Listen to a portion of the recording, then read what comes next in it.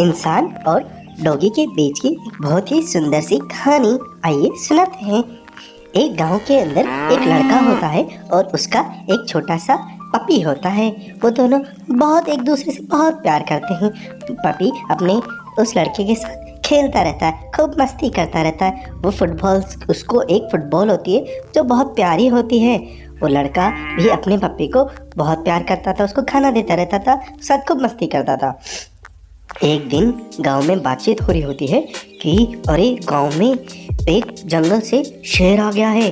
वो शेर बहुत खतरनाक है, किसी भी जानवर को पकड़ के खा सकता है। तो गांव के सारे लोग अपने जानवरों को अपने घर के अंदर लेके आने लग जाते हैं। तभी ये बात जब लड़के की मम्मी को पता चलती है तो लड़के की मम्मी बोलती है, अरे बेटा, हमें भी अपने पपी को बचा के रखना चाहिए, हमें अपने पपी को घर के अंदर रखना चाहिए। इस चीज़ का तुम्हें ध्यान रखना है। शेर बड़ा खतरनाक होता है, अगर उसने अपने पपी को देख लिया तो अपने पपी को खा जाएगा। अपने पपी को बचा के रखना है, उसको घर के अंदर लेके आना है। तो ये बात सुन के बच्चे उसे अपने घर के अंदर लेके रख जाता है और सारे गाँव वाले घरों के अंदर छुप जाते हैं। तभी शेर वहाँ पे गांव में एंटर करता है। गांव में वो आ रहा होता है और वो देखता है कि कहीं कोई जानवर मिल जाए, मैं खा के उसे अपना पेट भर लूँ। तभी उसकी नज़र उस कुत्ते पे पड़ रही रहती है जो गार्डन में खेल रहा होता है। वो सोचता है, अरे अरे इस पप्पी को अपने बॉल से बहुत प्यार है, अगर मैं इसकी बॉल को अपने साथ जंगल में ले गया तो ये मेरे पीछे पीछे ज़रूर आएगा। फिर मैं इसका जंगल में शिकार करूँगा। और फिर वो बॉल को झपट के वहाँ से निकलने लग जाता है और वो भाग रहा होता है और पपी भी उसके पीछे भाग रहा होता है। पपी बोलता है, मेरी बॉल दे दो शेर राजा, मेरी बॉल दे दो। और पपी को देख के वो लड़का भी भागता है और बोलता है, पपी तू शेर के पीछे मत जा, शेर के पीछे मत जा, रुक जा। और वो तीनों भाग रहे होते हैं जंगल की तरफ भाग रहे होते हैं और वो लड़का बोल रहा होता है, रुक जा रुक जा। ये बात उस लड़के की मम्मी देखती है, वो भी पीछे भागने लग जाती है। वो बोलती है, अरे बेटा रुक जा, तू जंगल की तरफ मत जा, वो जंगली शेर बहुत खतरनाक है, बेटा रुक जा। और फिर वो पपी वो शेर के पीछे बहुत तेजी से भागता है और जंगल की तरफ दोनों गायब हो जाते हैं। और फिर लड़का और लड़के की मम्मी एक जगह रुक के सोचते हैं कि अरे हमारा पपी तो चला गया। लड़का बोलता है, मम्मी अब मैं क्या करूँगा, मेरा प्यारा पपी है ही नहीं, मैं किसके साथ खेलूँगा, वो तो चला गया। मेरा पपी पता नहीं कैसा होगा, क्या करेगा, मुझे कुछ नहीं पता। एक दिन वो अपने गार्डन में कपड़े धो रहा होता है मम्मी के साथ। तभी कपड़े धोते धोते उनकी नज़र पड़ती है कि सामने एक पपी है फुटबॉल के साथ। वो बोलता है, मम्मी देखो ये अपना पपी ही है ना जो फुटबॉल के साथ है। अरे अपना पपी आ गया, अपना पपी जंगल से वापस आ गया, मम्मी देखो देखो अपना पपी आ गया। पपी भी ये देखता है, वो तेजी से उसकी तरफ आता है और उसके गले लग जाता है और फिर खेलने लग जाता है।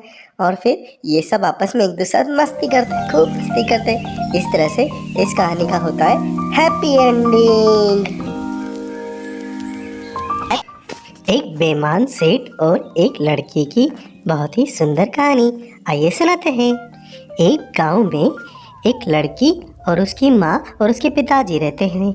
उनके पिताजी खेतों में खेती करते थे और खेतों में वो दिन भर बहुत मेहनत करते थे। और दूसरी तरफ उनके पास गायें थी, वो गायों का दूध का व्यापार भी करते थे। उसकी माँ, उसके पापा और सब मिलके गायों की खूब सेवा करते थे। और गायों फिर एक दिन क्या होता है, गांव में पशुओं का मेला लगा रहता है। तब उसकी और लड़की अपनी माँ से बोलती है कि माँ गांव में मेला लगा हुआ है, चलो क्यों ना हम अपनी गायों को भी गांव के मेले में घुमा के लेके आए, उनको भी बहुत मज़ा आएगा, हमें भी बहुत मज़ा आएगा, हम सब एंजॉय करेंगे, चलो ना माँ। माँ बोलती है, बेटी कैसे चले? बोलती है, माँ चलो, मैं सब जानती हूँ। और माँ मान जाती है। बेटी और माँ दोनों अपनी गायों को लेके मेले की तरफ जाने लगती है। तभी उनकी 3 गायें बहुत सुंदर होती है। मेले में वो सबका आकर्षण का केंद्र बनती है। एक सेठ उन गायों को देखता है और वो मंत्रमुग्ध हो जाता है। सेठ जी उन गायों को देख के उन गायों की मालकिन के पास जाता है और उनको बोलता है, अरे तुम्हारे पास तो बहुत सुंदर गायें हैं, मुझे गाय चाहिए, क्या तुम मुझे वो गाय बेचोगे? तब वो लड़की और लड़की की माँ सेठ जी को बोलती हैं कि नहीं नहीं, ये गाय बेचने के लिए नहीं है, हम तो यहाँ बस इनको मेला दिखाने लेके आए थे। सेठ जी बोलती है, अरे मैं तुमको बहुत पैसे दूंगा, बहुत अच्छा पैसा दूंगा, मान जाओ, ये गाय मुझे बहुत अच्छी लगी। लड़की की माँ बोलती है, नहीं नहीं सेठ जी, हम अपनी गाय किसी को नहीं देते, हम तो बस घुमाने लेके आते हैं, हमें हमारी गाय बहुत प्यारी, हम किसी को नहीं देने वाले, चलो छोटी यहाँ से चलते हैं। वो दोनों माँ बेटी वहाँ से अपनी गायों को लेके चली जाती है। सेठ को ये देख के बहुत गुस्सा आता है, वो घमंडी होता है, वो सोचता है नहीं नहीं, इन गायों को तो मैं लेके ही रहूँगा कैसे भी। और फिर वो अपने एक दोस्त को बुलाता है, राजू को, राजू राजू इधर आओ। राजू जाता है। सेठ जी बोलते हैं, राजू सुनो, वो मेले में जो 3 गायें हैं ना, वो मुझे बहुत पसंद है, मुझे किसी भी सूरत पे वो 3 गायें चाहिए, मैं तुम्हें मालामाल कर दूंगा, तुम मुझे वो 3 गायें लाके दे दो। राजू ये सुन के मान जाता है। एक तरफ राजू गायों के पास जाता है उन्हें चोरी करने, तो दूसरी तरफ सेठ जी लड़की और लड़की की माँ को बातों में उलझा लेता है। उधर राजू गायों को लेके रफू चक्कर हो जाता है और सेठ जी भी वहाँ से थोड़ी देर बाद रफू चक्कर हो जाता है। तब उसकी माँ और बेटे का ध्यान पड़ता है कि अरे उनकी गायें तो है ही नहीं, और सेठ जी वहाँ पतली गली से चला जाता है। ये ध्यान चुटकी को पड़ता है कि अरे वो सेठ जी भी चला गया और माँ हमारी गायें भी चली गई, हमारी गायें कहाँ गई? तब उसकी माँ और वो दोनों बहुत चिंतित हो जाती है और वो जगह जगह ढूंढने लगती है अपनी गायों को कि हमारी गाय कहाँ गई।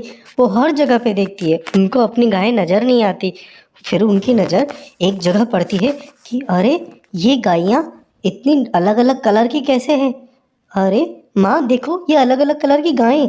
तब उसकी माँ बोलती है, बेटा देखो, इनकी आंखें तो हमारी गाय जैसी हैं, ये जरूर हमारी गाय है कि इन्हीं ने इनको कलर कर दिया ताकि हम इन्हें पहचान न सके। हे भगवान, कोई हमारी मदद करे हमारी गाय पहचानने में। इतनी ही देर में भगवान उनकी बात सुन लेता है और बारिश कर देता है। बारिश होते ही गाय का कलर पूरा गायब हो जाता है, वो पहले जैसी दिखने लग जाती है। ये देख के सेठ भी घबरा जाता है और वो लड़की की माँ और लड़की गांव वालों को इकट्ठा करके ये बात बताती है, तो गांव वाले मिलके उस सेठ को बहुत मारते हैं, पीटते हैं। उसके बाद वो दोनों माँ बेटी अपनी गायों को लेके वहाँ से निकल जाती है अपने गांव की तरफ। इस तरह से होता है इस कहानी का बहुत सुंदर एंडिंग। आइए हमने इस कहानी से क्या सीखा? हमने इस कहानी से यह सीखा कि हमें किसी के साथ गलत नहीं करना चाहिए, हमें चोरी नहीं करनी चाहिए।